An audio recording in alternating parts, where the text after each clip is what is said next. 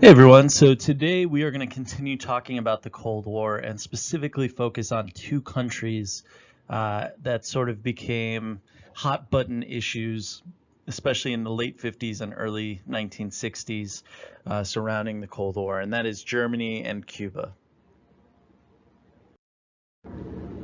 So first we're going to start off with Cuba, and Cuba, for those that don't know, is a Caribbean island. It's a nation that lies about 90 miles off the coast of Florida. That's really how close it is. And in 1959, there was a Cuban revolution that ended up happening, and this was led by a man named Fidel Castro. And it really marked a turning point in Cuban history, but also this was a communist-led revolution that was attempting to overthrow an authoritarian government in Cuba that was more favorable to Americans. There was a lot of Americans who were owning things like sugar plantations in Cuba, and this was an attempt to rid Cuba of foreign influences to this degree. And so Castro and his side end up winning, and Cuba became communist. And given how close it was to the border of the United States, this was something that was quite scary for the United States government. And so Castro sort of became public enemy number one for the United States government. And because again, they sort of saw the potential for them, for the Cubans, going to the side of the Soviets, and especially so close to the border of the United States. Now, in terms of Castro, once he was in power, he and his fellow revolutionaries, like himself, who was pictured on the left of the last slide, and Che Guevara, who is someone that you may have seen on T-shirts. He's become sort of a popular icon, or his picture has become sort of a popular icon. Him and his fellow revolutionaries sort of set about transforming Cuban society. So they first nationalized all industries, and they also redistributed land, just like most communists do. Again, they are looking for a classless and equal society. And this is aiming to create this more equal society where wealth and power were not concentrated into the hands of the few. They also outlawed any foreigner from owning land within Cuba. And then they also implemented really sweeping social reforms. So they improved education, they improved healthcare for all Cubans.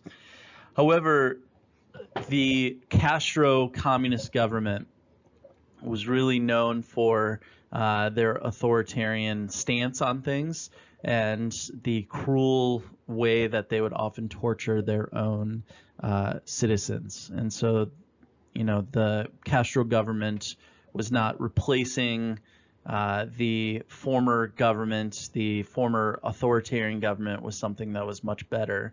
However, some of these changes were taking place within Cuba. And despite facing numerous challenges, so when the Castro government came into power as a communist government, the U.S. placed an embargo in which they would block things from being traded between the U.S. and Cuba, as well as economic hardships because of things surrounding this, because the U.S.'s allies also took part in this embargo as well. Castro's government was able to remain in power for the next 50 years. And he ended up resigning in 2008 only due to health issues. His brother took over. His brother was a little bit more tolerant and allowed a little bit more freedom into Cuban society than Fidel did, but this was still a authoritarian regime to a large extent. And so the legacy of the Cuban Revolution is really still felt today, not only in Cuba, but also in the United States. In 2010, we lifted the embargo, so you can now travel to Cuba, which you were not allowed to do when that embargo was in place. And so there's just a lot of things that have started to slowly soften between the two sides, even though the Cold War hasn't been taking place for about 30 years. Now, one event that sort of made peace between the two sides a little bit harder was something called the Bay of Pigs invasion. And this took place in April of 1961 during the Cold War era. So in this invasion, the United States, and specifically the CIA, or Central Intelligence Agency, okay, which headquartered up in Langley in our own county here, they aimed to overthrow the revolutionary government of Fidel Castro in Cuba. And that the way that they were going to do that, and more specifically, I should say, the reason why they were going to do that was because of Castro's connections with the Soviet Union and the communist government, and our policy of containment, which we've talked about several times, that viewed Cuba as a threat as long as Castro was in power. And so the operation involved training a group of Cuban exiles, so people from Cuba who had left Cuba. They trained them in Guatemala in order to launch a military assault on Cuba and take back that government into the hands of non-communist forces. And so the exiles were meant to establish a sort of base or a beachhead at the Bay of Pigs on the southern coast, and you can see that on the map right there. And Havana, which is pictured on the map as well, is the capital of Cuba. So sort of equidistant on the island to be able to start this revolution. And they saw the invasion as the first part of this. They believed that as these fighters began making their way through Cuba, that locals would join up with them, and that it would be much easier to overthrow that government.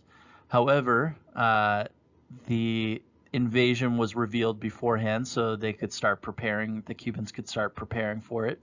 But also locals did not join up in the same way that they were, expecting. And so this really created quite an embarrassment for the president at the time, John F. Kennedy, and his administration. And so the failure of the Bay of Pigs really had a couple significant repercussions, a couple significant consequences. So it bolstered Castro's position. He looked stronger because he was able to, overcome these different attempts to not only overthrow his government, but also to assassinate him and to remove him from the equation. And it also solidified his anti-American stance. So, hey, I'm with the Soviets because they're the ones not trying to overthrow me. He also could use this as propaganda within his own country of, look at what they're trying to do. They're trying to remove your voice. You want me in power, and they're trying to remove me. And so all of these things sort of work to Castro's favor in the long run. The Soviet Union also saw an opportunity to further expand its influence, and so they stepped up support for Cuba to keep them communist, and this would lead to the Cuban Missile Crisis, which we'll talk about here in just a couple minutes. Now, internationally, the Bay of Pigs invasion damaged the credibility of the United States because we were seen as the aggressor in the eyes of many nations in this case. And then domestically, it sort of sparked debates on the use of these covert operations, these secret missions that the Congress did not approve of, and were done in the name of the American people. And so this would really shape U.S. foreign policy for years to come because it was such a failure for the United States. Now, as I said, in the aftermath of the Bay of Pigs invasion, the Soviets started to up their support for the Cubans. And so the Cuban Missile Crisis came out of that. And it's probably the closest that the two sides ever came to full-on war between their two nations. This took place in October of 1962, so about a year and a half after the Bay of Pigs invasion. And it was really a pivotal moment in the course of the Cold War. So in the early 1960s, the Soviet Union did make a secret agreement with Cuba to deploy nuclear missiles on the island. And like I said earlier, the island's about 90 miles off the coast of Florida. So a good place to have missiles if your enemy is the United States. And so in the early 1960s, U.S. intelligence discovered the existence of these missiles, and they were pointed right at the United States. And so John F. Kennedy was faced with a grave dilemma, because having these nuclear weapons so close to the American shores was seen as too unacceptable a threat. And so what followed was 11 days of tense standoffs between the two superpowers. President Kennedy not only demanded the immediate removal of the missiles, but he also announced a naval blockade where no goods could get into the island. He used the ships to surround the island of the United States, to surround the island and prevent further shipments of military equipment, and so the world ends up watching on edge as the United States and the Soviet Union engage in this sort of intense back and forth to make sure that nuclear war did not occur. And like I said, it's probably the closest we ever come to it. So after nearly 2 weeks of this high stakes and negotiations, the crisis was resolved. The Soviet leader, Nikita Khrushchev, Joseph Stalin, who we talked about in World War II, he died in 1954, so about 7 or 8 years before this. And so he agreed to remove the missiles in exchange for a U.S. pledge not to invade Cuba. And so the crisis ended without escalating into full-scale nuclear war, but it had a really chilling effect because I think everyone sort of realized how close we came to that term of MAD, mutually assured destruction, and how close that could have been. And so the Cuban Missile Crisis is really important or significant in a couple ways. It highlighted the danger of nuclear weapon manufacturing, right? We've had this arms race in which we're building up all of these different things, all these different weapons, but it also established a little bit more diplomacy between the two sides, in which we were talking more to each other. A direct hotline, so a phone that would only go to the leaders of the Soviet Union in the Kremlin, which is a building in Moscow. This was built between the White House and the Kremlin to facilitate rapid communication in times of crisis. Now, another country that also sort of came into the crosshairs of this Cold War was Germany. And we talked about how after World War II, Germany and Berlin, which lied in the east and was its capital, these were split into 4 equal sections among the Allied powers of Great Britain, the USA, Soviet Union, and France. Now, because Great Britain, USA, and France continued to be allies, we sort of created one country called West Germany, and the Soviets, who were split from all of us, created East Germany. And specifically, because Berlin fell into East Germany, Berlin itself was created and split into 4 sections, like I said, and that became West Berlin, and then the Soviet section was East Berlin. So over time, West Germany, or West Berlin, because it was capitalist, this became more prosperous, this became more free than the Soviet-controlled East Berlin. And so many people who are literally right across the city from it want to leave and go over to West Berlin. And so by 1961, over 2.7 million people in East Germany and East Berlin fled to the West for a better life. And this left behind family, this left behind friends in the East. People were going to be split away from each other for years. Now, the Soviets, not wanting to lose all of its people and to stop people from fleeing, ended up starting construction on the Berlin Wall in August of 1961. And so the wall stood not only as a physical divide between the city, but it also came to represent everything about the Cold War in terms of an ideological divide that was happening.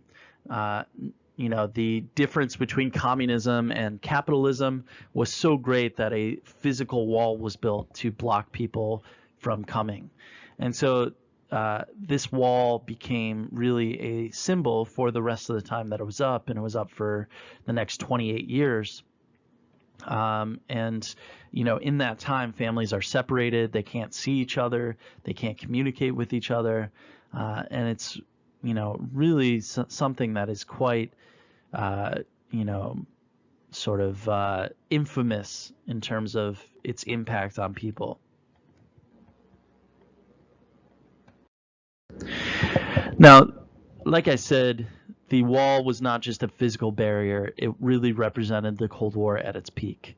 Families become torn apart, livelihoods are disrupted. If my job is on the other side of the city, I can now only do things that are on the side of the city that I'm on.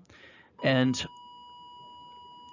hope really seemed to dwindle in terms of the eyes of a lot of people. And the western side of the wall became sort of a beacon of freedom, while the eastern side was under strict communist control. And you also have a very guarded wall. Now, despite this, many East Berliners still attempted to escape to the west, and some tried to climb over the wall, and others dug tunnels. However, a lot of people lost their lives because of the process. So living in East Germany during the 1960s really meant enduring a totalitarian regime, an authoritarian regime. And so citizens ended up facing government surveillance, restricted freedom of speech, limited access to information from the outside. Now, they had a secret sort of police force called the Stasi. And this became really a notorious secret police that would drag people in and monitor the population of any signs of people going against the communist regime. And so this really became a security state. It was estimated that for every 63 East Germans, there was one informant for the Stasi. So that's quite a huge number of people who were doing that. Now, education in East Germany, this was free. However, people were educated according to the values of communism. And so students were often encouraged to participate in youth organizations such as the Free German Youth, which promoted communist ideas and political engagement from a young age. Now, if you think about Germany, some of these same people, their parents were educated under the Nazis. And so, some of their parents might have been, part of the Hitler Youth, a very similar organization just on the other side with fascism. Now, despite the tight control exerted by these governments, cultural life in East Germany really flourished in many ways. So Berlin became really a vibrant hub of artistic and intellectual activity. It was home to numerous theaters, museums, galleries, and this really showcased not only traditional German work, but also contemporary works as well. And then writers, filmmakers, and musicians also found ways to express themselves creatively, even through this authoritarian regime. And so even though there was a lot of propaganda from socialist perspective, they were able to sort of break through in some ways. But East Germans still, by the droves, sort of sought out those economic opportunities that West Germans were getting. Now, in conclusion, the 1960s and late 50s were a time of intense conflict ideologically, and it also had a lot of tension geopolitically. And so with Cuba and Germany sort of as examples of this, they sort of highlighted the important battlegrounds in the larger struggle of the Cold War. All right, if you have any questions on this, please let me know. But other than that, have a great day.